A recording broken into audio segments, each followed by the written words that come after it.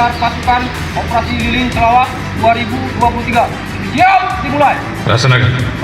Apel gelar pasukan merupakan bentuk pengecekan akhir kesiapan personil maupun sarana dan prasarana yang akan digunakan selama pelaksanaan operasi, sehingga diharapkan seluruh kegiatan pengamanan perayaan Natal 2023 dan Tahun Baru 2024 dapat berjalan dengan optimal.